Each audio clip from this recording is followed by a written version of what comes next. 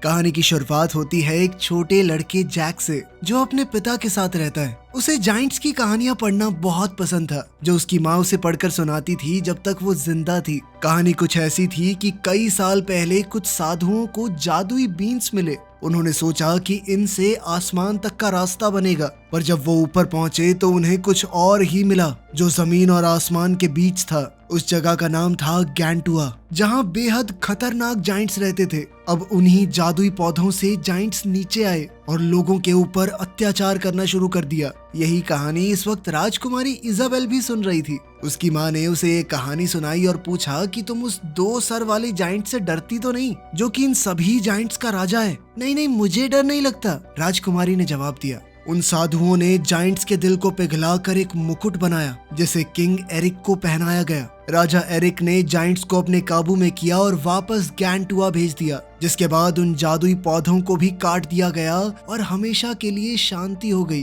राजा के उस मुकुट को भी राजा के साथ ही दफना दिया गया और ये कहानी एक किस्सा बनकर रह गई। जब जैक के पिता उसे सुलाने लगे तो लड़के ने पूछा कि जाइंट्स कभी वापस तो नहीं आ जाएंगे ना? उसके पिता ने कहा कि अगर ऐसा हुआ भी तो राजा के वंशज उन्हें रोक देंगे, लेकिन आखिर में वो ये कह के चले गए कि जाइंट्स जैसा कुछ नहीं होता। उधर राजकुमारी की माँ ने उसे कहा कि तुम राजा एरिक का ही खून हो। खैर, जब जैक के पिता उसके कमरे से गए तो लड़का फिर से कहानी पढ़ने लगा, जिसमें लिखा था कि एक दिन जाइंट्स वापस आएंगे, धरती पर इंसानों से जंग करेंगे और एरिक के वंशज को मार देंगे। 10 साल बाद जैक के चाचा ने उसे शहर भेजा अपने घोड़े को बेचने के लिए। उन्होंने कहा भी कि रास्ते में ध्यान मत भटकने देना। शहर पहुंचकर अब जवान हो चुका जैक अपना घोड़ा और गाड़ी बेचने लगा, पर तुरंत ही उसका ध्यान शहर के नाटक घर की तरफ चला गया। वहाँ लोग वही किंग एरिक और जाइंट्स वाली कहानी दोबारा से सुना रहे थे। नाटक देखते हुए जैक ने एक खूबसूरत लड़की को देखा। लड़की को भी पता चल गया था कि जैक उसे देख रहा है। अभी नाटक खत्म हुआ भी नहीं था कि 3 आदमी उस लड़की को परेशान करने लगे। लड़की बाहर जा रही थी तो जैक ने उनका पीछा करते हुए उन आदमियों को रोका। उनमें से एक ने जैक के मुंह पर मुक्का दे मारा, पर जैक ने फिर भी प्यार से कहा, देखो लड़की को जाने दो। अचानक राजा के कुछ खास सिपाही पीछे से आ गए, जिसके बाद वो तीनों तुरंत माफी मांगने लगे। इधर जैक को लग रहा था कि उसमें ही कुछ खास बात है। जैसे ही उन्होंने देखा कि राजकुमारी घोड़े पर बैठ गई तो वो लोग तुरंत ही घुटनों पर आ गए। ये देखकर तो जैक हैरान हो गया कि ऐसा भी क्या कर दिया मैंने, लेकिन जब वो पलटा तब उसे समझ आया कि माजरा क्या है। राजकुमारी के जाने के बाद जैसे ही जैक बाहर आया तो उसने देखा कि कोई उसकी गाड़ी चुरा ले गया है। उधर महल में राजा के सलाहकार रॉड्रिक के सामने घबराया हुआ सा मॉन्क आ गया। वो थोड़ा हड़बड़ाया सा लग रहा था तो रॉड्रिक को थोड़ा शक हुआ। उसने तुरंत पुराने राजा एरिक के कमरे में जाकर देखा कि सब कुछ सही तो है, लेकिन वहां उसने देखा कि मैजिक बीन्स चोरी हो चुकी हैं, लेकिन राजा का वो खास मुकुट अभी भी वहीं पर है। उसने तुरंत विक से कहा कि शहर के गेट्स को बंद कर दो, वो पुजारी किसी भी हाल में भाग ना पाए। पुजारी समझ चुका था कि सिपाही उसे ही ढूंढ रहे हैं। तभी उसने जैक को घोड़ा बेचते हुए देखा। उस पुजारी ने जैक के पास जाकर कहा कि देखो मेरे पास पैसे तो नहीं है, लेकिन मैं तुम्हें जादुई बीन्स दे सकता हूँ। जैक थोड़ा हिचकिचाया, लेकिन उस पुजारी ने कहा कि ये बहुत खास है, इनके बदले में मैं तुम्हें बहुत ज्यादा पैसे दिलवाऊंगा बाद में। उस पुजारी ने कहा कि किसी भी हाल में इन्हें खोना मत और भीगने तो बिल्कुल मत देना। जैक सोच ही रहा था कि तभी पुजारी घोड़ा लेकर भाग गया। शहर से निकलने से पहले विक के आदमी उसके पीछे गए और उसे पकड़ लिया। साथ ही जैक का चाचा उसे डांट रहा था, घोड़े के बदले में ये 4 बीन्स लेकर आया तू, इतना ही दिमाग है तेरे में? वहीं राजा भी राजकुमारी को डांट रहा था कि तुम बिना किसी सिपाही को लेके महल से बाहर क्यों गई? जल्द ही तुम इस रियासत की रानी होगी। अगर मैं रानी बनने ही वाली हूँ तो मेरी बात भी मानो ना। क्यों मेरी ऐसे ही शादी करने लगे हो, वो भी दुगनी उम्र के आदमी से? दरअसल राजा राजकुमारी की शादी रॉड्रिक के साथ करना चाहता था, लेकिन राजकुमारी को उससे शादी नहीं करनी थी। इजाबेल ने कहा कि वो कोई कमजोर अबला नारी नहीं है। ये कहकर वो वहाँ से चली गई।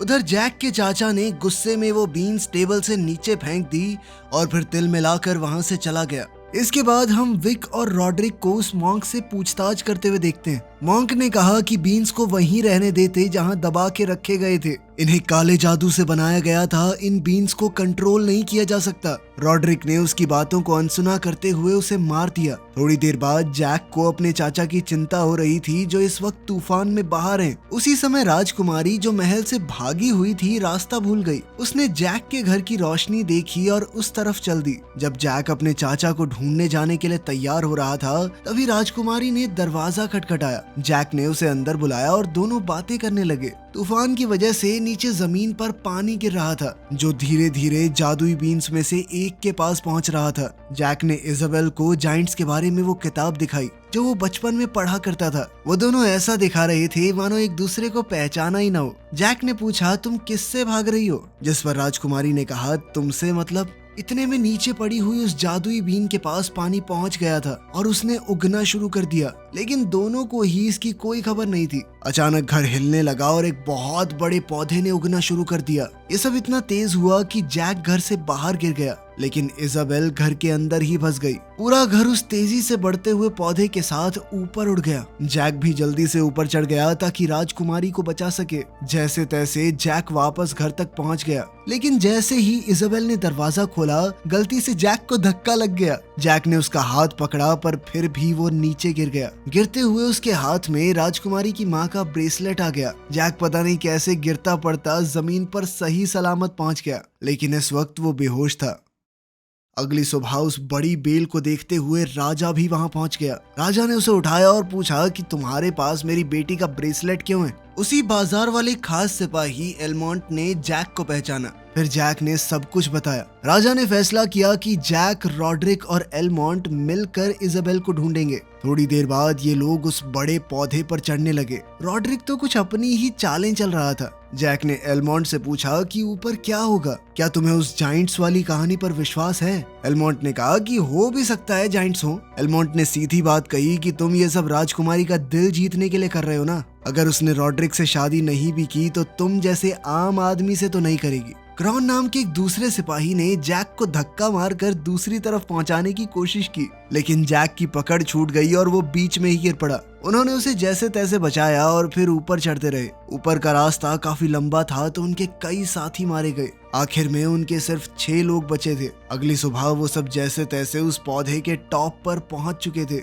ऊपर पहुंचकर उन्हें घर का टूटा फूटा हिस्सा मिला तो सब लोग इस रहस्यमयी दुनिया में राजकुमारी को ढूंढने चल दिए। एलमोंट जैसे ही आगे बढ़ा, रॉड्रिक ने जैक को रोका और धमकी दी कि बची हुई सारी जादुई बीन्स मुझे दे दे। जैक ने बीन्स से भरा हुआ वो पर्स उसे दे दिया, जिस पर रॉड्रिक ने कहा कि ये बात किसी से मत कहना। लेकिन जैक भी शातिर खिलाड़ी है, उसने एक बीन छुपा ली थी। एलमोंट और क्रॉन को इजाबेल के छोड़े हुए निशान मिले। वो दोनों जल्दी से उनके पीछे चल दिए। वो सब इजाबेल को ढूंढ ही रहे थे कि तभी जैक को वो किताब मिली जो उसने इजाबेल को दी थी। उसने सबको बताया कि वो जरूर यहीं पर छुपी हुई होगी। फिर उन्होंने आसपास टूटे हुए पेड़ों की टहनियां देखी। जैक ने सोचा कि जरूर कोई बड़ी चीज उसे यहाँ से खींच कर ले गई। लगता है वो मुश्किल में है। एलमोंट ने अपने आदमियों को 2 गुटों में बांट दिया। वो, क्रो और जैक खाने के लिए कुछ शिकार ढूंढने लगे, लेकिन जल्द ही एक जाल में फंस गए। एलमोंट ने उसे काट कर निकलना शुरू किया, पर तभी उसने देखा कि उनकी तरफ कोई आ रहा है। वो वहां से निकले और तुरंत छुप गए। वहां एक जाइंट आया और उसने एक भेड़ को पूरा का पूरा निगल लिया। फिर अचानक ही उसे क्रॉ की महक आ गई। जल्द ही जाइंट ने क्रॉ को ढूंढ लिया। क्रॉ ने भागने की कोशिश भी की, पर जाइंट एक छलांग मारकर उस तक पहुंच गया। जाइंट उसे खाने लगा ही था कि तभी एलमोंट भागकर उसके पास वार करने आया, पर जाइंट ने उसे लात मारकर बेहोश कर दिया। अब जाइंट ने दोनों को पकड़ लिया और अपने साथ ले गया। जैक चुपचाप बिना कोई आवाज किए उनके पीछे चल रहा था। उधर दूसरा ग्रुप एक झरने तक पहुंच गया। उधर रॉड्रिक ने एक सिपाही को धोखे से कहा कि वो देखो राजकुमारी। जैसे ही वो देखने के लिए आगे बढ़ा तो उसने सिपाही को धक्का दे दिया। अचानक एक जाइंट विक को पकड़कर खा गया। एक और जाइंट वहां आ गया, पर रॉड्रिक ने समय रहते उस खास मुकुट को पकड़ लिया, जिससे उसकी जान बच गई। जैक जाइंट का पीछा करते हुए उनके शहर तक आ गया। तभी हमने देखा कि इजाबेल को एक जाइंट ने कैद करके रखा हुआ था, जो उससे पूछ रहा था कि वो यहाँ तक कैसे आई। लड़की ने कोई जवाब नहीं दिया। जाइंट ने दोबारा पूछा कि कोई और भी आ रहा है क्या? जिस पर इजाबेल ने कहा कि मैं अकेली हूँ। लेकिन 2 सर वाला वो जाइंट जनरल फैलन जानता है कि इजाबेल किंग एरिक की वंशज है। उसने अपने लोगों को दिखाया कि इंसान वापस आ गए हैं। तभी दूसरा जाइंट क्रॉ और एलमॉन्ट को भी वहाँ ले आया। जाइंट्स के नेता ने उनसे सवाल किए। क्रॉ कोई जवाब ना देते हुए उनका मजाक उड़ाने लगा, तो एक जाइंट ने एक ही झटके में क्रॉ को खा लिया। जैक ने शोर सुना पर 2 जाइंट्स से बचकर चुपचाप वहां पहुंच गया। जनरल फैलन ने एलमॉन्ट को धमकाया कि वो इजाबेल को खा जाएगा अगर उसने जवाब नहीं दिया तो। एक और जाइंट के साथ वो लड़ने लगा कि आखिर किसको इसे खाने का हक है। तभी रॉड्रिक वहां मुकुट पहन कर आया। सभी जाइंट्स घुटनों पर गिर गए, यहाँ तक कि जनरल भी। एलमॉन्ट खुश हुआ कि रॉड्रिक आ गया, पर रॉड्रिक तो सीधा सिंहासन पर बैठ गया। इजाबेल और एलमॉन्ट दोनों हैरान हुए जब रॉड्रिक ने जाइंट से कहा कि अब तुम लोग मेरे लिए लड़ोगे। हम कल सुबह धरती पर हमला करेंगे, अपनी फौज को तैयार करो। जनरल फैलन को ये बात बिल्कुल पसंद नहीं आई। इधर जैक ने एक कमरा देखा जहां धरती से चुराया हुआ सामान रखा था। इस सब के दौरान उसने सुना कि इजाबेल अपनी जान की भीख मांग रही है। जाइंट्स उसे खाने की तैयारी कर रहे थे। जैक तुरंत वहां पहुंच गया। जाइंट कुक कुछ ढूंढ रहा था। जैक जब इजाबेल को बाहर नहीं निकाल पाया तो एलमॉन्ट के पास गया और उसे एक छुरा दिया। जब जाइंट वापस आया तो उसने एलमॉन्ट को हर तरफ से आटे से ढक दिया और फिर ओवन में डाल दिया। शायद वो एलमॉन्ट का समोसा बनाना चाहता था। जैक ऊपर चढ़ गया। इतने में एलमॉन्ट ने आटे को तोड़कर खुद को बाहर निकाल लिया। अचानक जाइंट ने इजाबेल को पिंजरे से खींच लिया। जैक ने मौका पाकर एक बड़ी सी छुरी उठाई और जाइंट के अंदर घुसा दी। जल्द ही एलमॉन्ट ने भी खुद को छुड़ा लिया। इजाबेल छुप गई और जैक जाइंट की पीठ पर लटक गया। जाइंट ने जैक को मसलने के चक्कर में अपने आप को दीवार पर जोर से मारा, लेकिन वो बेवकूफ खुद ही मर गया। एलमॉन्ट ये देखकर हैरान हो गया कि जैक ने इतने बड़े जाइंट को मार गिराया। तभी जैक ने कहा कि मुझे एक रास्ता पता है, जल्दी चलो मेरे साथ। नीचे राजा ने अपने जनरल से पूछा कि क्या इस जादुई पौधे को काट देना चाहिए, जिस पर जनरल ने सलाह दी कि थोड़ा और इंतजार कर लेते हैं, वरना जो हमारे लोग ऊपर गए हैं वो भी वापस नहीं आ पाएंगे। जल्द ही जैक, एलमॉन्ट और राजकुमारी नदी के किनारे आ गए, जहां उन्हें एक सोया हुआ जाइंट मिला। जैक ने सोचा कि मधुमक्खी के छत्ते की मदद से इसे जगा देते हैं, फिर ये भाग जाएगा, हमारे ऊपर ध्यान नहीं देगा। दोनों आदमी सोए हुए जाइंट के पास गए, छत्ता उसके मास्क में रखा और भागकर छुप गए। कुछ ही पलों में जाइंट हड़बड़ाकर जाग गया। उसका बैलेंस बिगड़ा और वो चट्टान से नीचे गिर गया। एक और मुसीबत से बच जाने की खुशी में इजाबेल और जैक गले मिले, लेकिन एलमॉन्ट को ये पसंद नहीं आया। किनारे की तरफ चलते हुए एलमॉन्ट ने कहा कि मुझे यहीं रुकना होगा ताकि रॉड्रिक के ऊपर नजर रखी जा सके। उसने जैक से कहा कि राजकुमारी को घर ले जाओ, अब तुम ही उसके रखवाले हो। इजाबेल ने एलमॉन्ट को अलविदा कहा और दोनों वहां से चल दिए। इतने में वो बड़ा सा जाइंट जादुई पौधे के पास जा गिरा। राजा ने उसे देखा और अपने जनरल से कहा कि मेरी बेटी पूरी रियासत से ज्यादा जरूरी नहीं है, सब लोगों की जान खतरे में आ जाएगी, काट डालो इसे। जनरल अभी भी चाहता था कि राजकुमारी के आने का इंतजार किया जाए,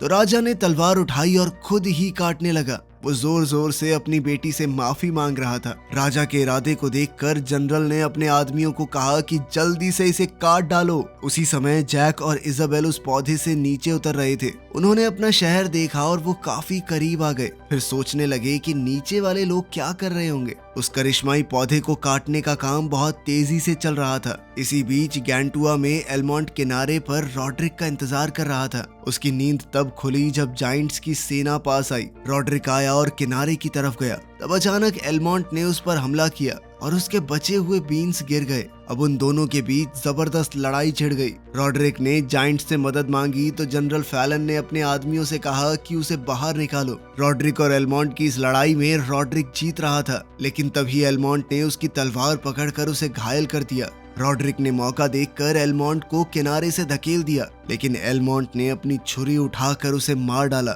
जाइंट्स ने पत्थर तोड़कर सुराख बनाया, पर वो रॉड्रिक तक समय रहते पहुंच नहीं पाए और रॉड्रिक मारा गया। लेकिन अब उन्हें ताज मिल गया था। जनरल फैलन ने उसे अपनी उंगली में पहन लिया और जाइंट्स का राजा बन गया। नीचे उस जादुई पौधे के पास आदमियों ने एक हिस्सा काट दिया। नीचे का हिस्सा कटते ही पौधा अजीबोगरीब तरीके से हिलने लगा। ऊपर इजाबेल और जैक ने भी ये महसूस किया। अब वो पौधा तेजी से नीचे गिर रहा था तो जैक ने इजाबेल से कहा कि मुझे जोर से पकड़ कर रखो। उधर एलमॉन्ट भी स्टॉक पर चढ़ गया उसके टूटने से पहले। इस वक्त जनरल फैलन उसे देख रहा था। जैक और इजाबेल बड़ी तेजी से नीचे उतर रहे थे। जैक ने पौधे के एक हिस्से का रस्सी की तरह इस्तेमाल किया और दोनों उसे पकड़कर वहां से झूल गए। उस पौधे का ऊपरी हिस्सा जो एलमोंट ने पकड़ा हुआ था वो राजमहल तक जाकर गिरा, लेकिन उसके जमीन पर फटाक से गिरने से पहले एलमोंट कूद गया।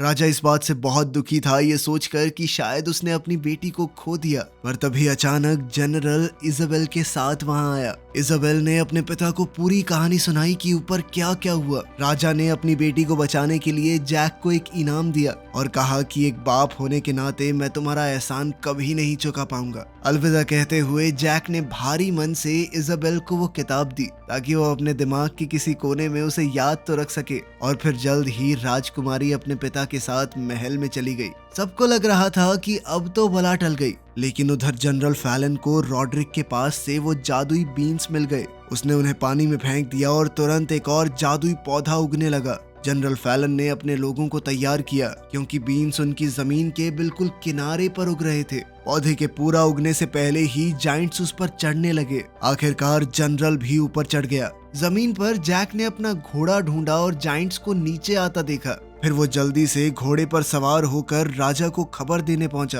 कुछ ही पलों में जाइंट्स धरती पर पहुंच गए। जैक ने एक मॉन्क से कहा कि जल्दी से घंटियां बजाओ और फिर उसने राजा और इजाबेल के पास जाकर जाइंट्स के बारे में बताया। तभी उन्होंने कुछ जाइंट्स को अपने पीछे देख लिया। सब लोग शहर की तरफ भागने लगे। जनरल फैलन अब राजा के पीछे लग चुका था। एलमोंट ने सेना और शहर को तैयार किया। तीर कमान से लेकर गरम तेल तक सब कुछ तैयार किया गया। जाइंट्स अब जैक के बिल्कुल पीछे तक आ गए थे। एलमोंट उनके शहर में आने का इंतजार कर रहा था ताकि तेल को आग लगा सके। राजा के शहर में घुसते ही पुल ऊपर उठ गया। जैक कूद गया पर जनरल फैलन भी उसके पीछे पीछे कूद गया था। एलमोंट ने उसे पुल से धक्का दिया और वो तेल में जा गिरा। बाकी जाइंट शहर में घुसने का इंतजाम करने लगे और फैलन भी पानी के नीचे बचा रहा। उधर एलमोंट ने जैक और इजाबेल को मिलवाया। उसने राजा को बताया कि उस 2 मुंह वाले जाइंट की उंगली में ताज है। जब तक हम वो हासिल नहीं कर लेते इस मुसीबत से बच नहीं सकते। तभी जाइंट्स ने एक बड़ी सी घंटी शहर में फेंक दी